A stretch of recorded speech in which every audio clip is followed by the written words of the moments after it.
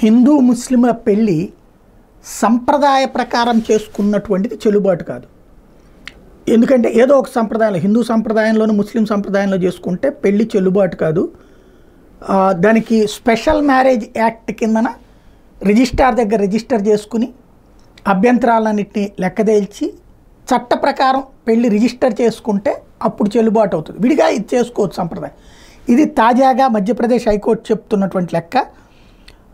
ముస్లిం సంప్రదాయం ప్రకారం ముస్లింకి చెందినటువంటి పురుషుడు హిందూ మహిళను పెళ్ళాడితే ముస్లిం పర్సనల్ లా ప్రకారం ఇది అసహజ వివాహమే అవుతుంది, కాబట్టి అది చెల్లుబాటు కాదంటూ మధ్యప్రదేశ్ హైకోర్టు తీర్పిచ్చింది.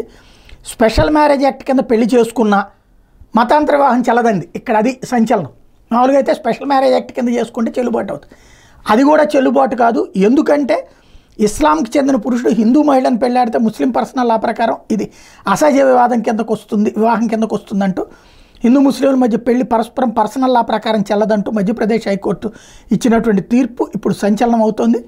దీనికి సంబంధించినటువంటి చర్చ ప్రస్తుతం ప్రారంభమైంది.